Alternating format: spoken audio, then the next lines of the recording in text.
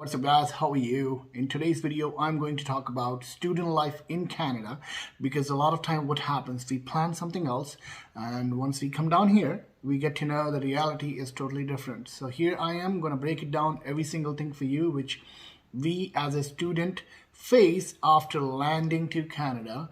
So yeah, without any delay, let's get this video started.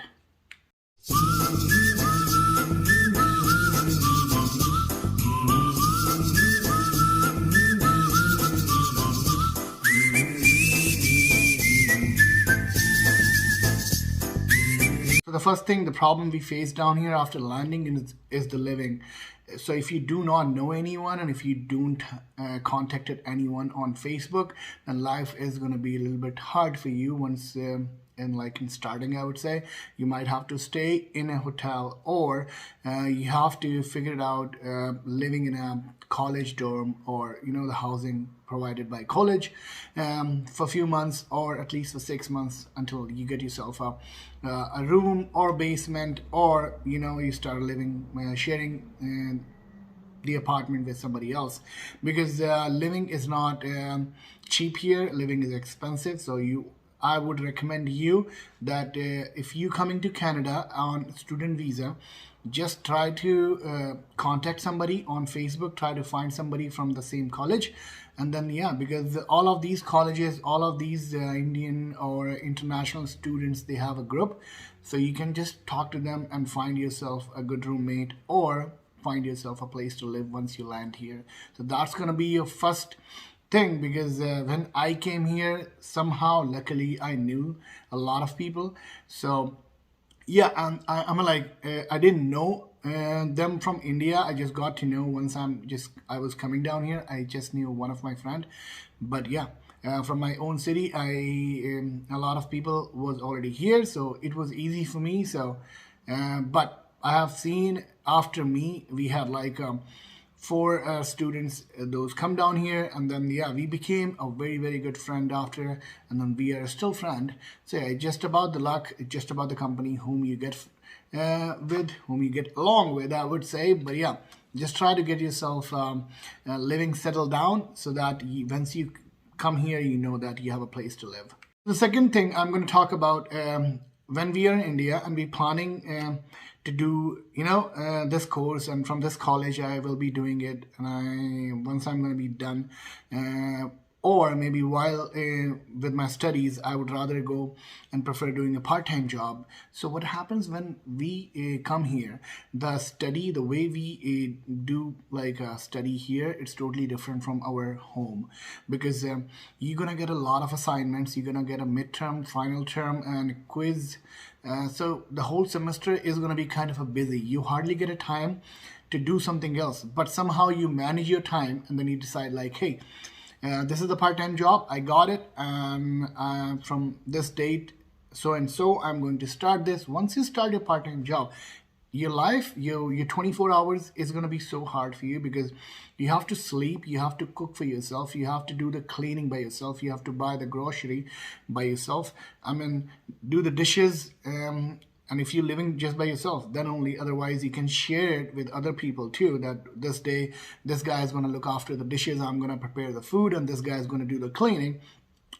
But it's not easy to do a job at the same time you are going to school, because that's going to affect your studies too.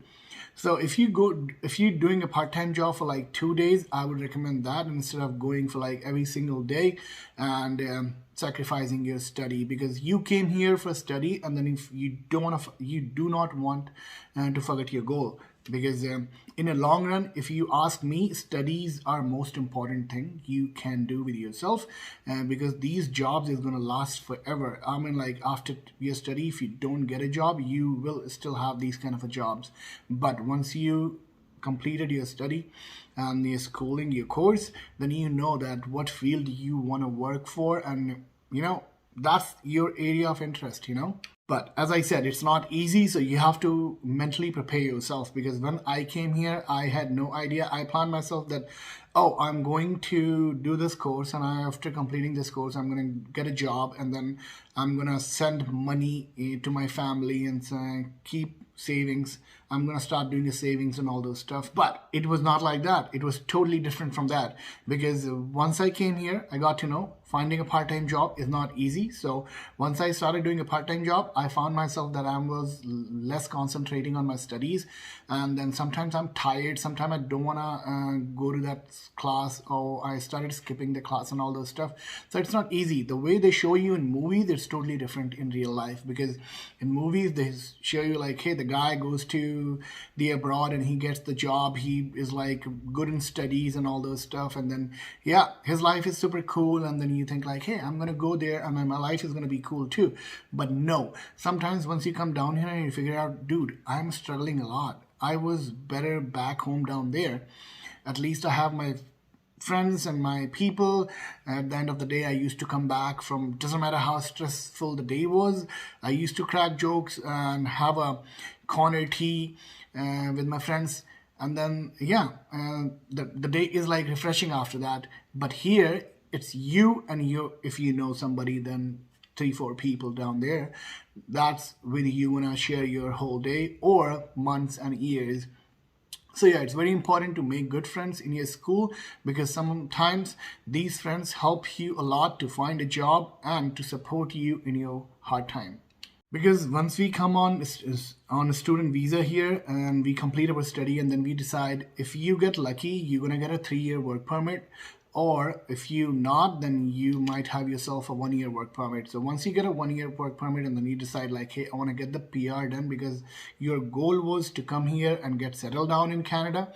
So what happens, we started doing the small jobs like a labor job, or started working in a restaurant, all those stuff. I'm not saying those jobs are bad, but if you like doing that, then yeah, it's totally cool with me, because I have seen people, they didn't like it, they had to do it just to get the PR done, and the PR took like 3 years, sometimes 2-3 years, and then yeah, after that 3 years they decided like, yo, I'm not able to get a job in the field I studied for. So I would rather say keep studying, because once your PR is done, you have full foundation, like your base should be clear, so that once you go for those kind of interviews, you should know that, hey, I have a command on this field, and I'm good enough for that work, so you should get hired.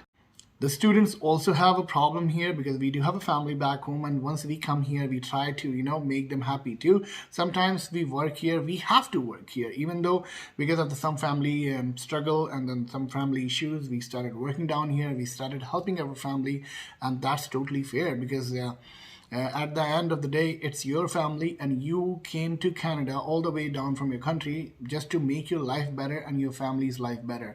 So if you had to work for that, I'm like totally fine. If you're happy by doing that, because a lot of time what happens, people do work in these jobs because their goal is just to make money, and because they want to do a business. So once they complete their study, once they get the PR done, they have a lot of money saved, and then they started some sort of a business. I have friends, they have been doing this. I'm like, they started their own business now, and they're doing good, and I'm so happy for them.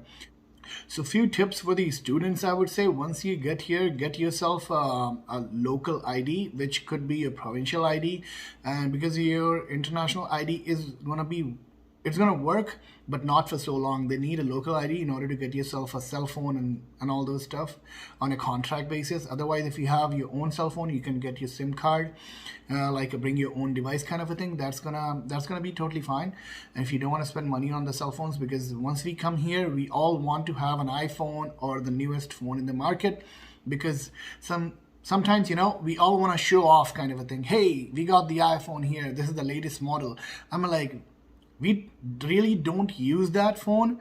We just use the phone just to call, take some good pictures to post on Instagram or Facebook, just to show back home there that, oh, I'm living a good life. But in real, you just not, because you're struggling. If I ask you to buy that iPhone or whatever Samsung in the market just to pay off that phone, I feel like, no, you won't be able to. It's on a contract. They make it so easier here to get a phone if you have a good credit. So yeah, don't fall for that trap. My recommendation to you, all students here in Canada. So yeah, and the second thing I would say, if you have a driver's license from your own country, you can still drive here at least for a year, and then after you can apply for the driver's license here, whichever province you're living in. And if you have more than 3 years of driving experience from your own country, you can easily apply for the class 5 driver's license, which allow you to drive as a normal driver. I'm like, once you have a class learners, you required a class 5 person sitting next to you once you're driving, and you're not allowed to drive on highways. So yeah, once you have class 5, you have all the freedom to drive anywhere in the city just by yourself. Car insurance are expensive down here, so students, if you're thinking about getting yourself a car here, so just take it easy, save yourself some money, look for a cheap car on Facebook Marketplace or Craigslist or Kijiji, and yeah, pay the car. Because I bought myself first car, it was 1999 Toyota Corolla, and I bought it for what, $1,500, and I drove it at least, I guess, almost for 2 years. Yeah, so just do that way, because that's how you are mentally in a peace of mind that you do not have a car payments. You only have to pay the car insurance and the gas. So, and whenever you want to sell your car, you can easily sell it if you feel like your transit system is so good. Like Vancouver transit is awesome. So I live in Calgary right now. I'm like, transit is good down here, but I'm like, I feel like if I have a car, the life's gonna be more easier. So this was it for all these students. If you have any questions, you can always ask me in the comment section. How do you find this video? Just do let me know. And if you like this, hit the like button, give me thumbs up, share this video with your friends so that I can grow my YouTube channel. Do subscribe it. Yeah, till the next time, guys, you guys take care. Peace out.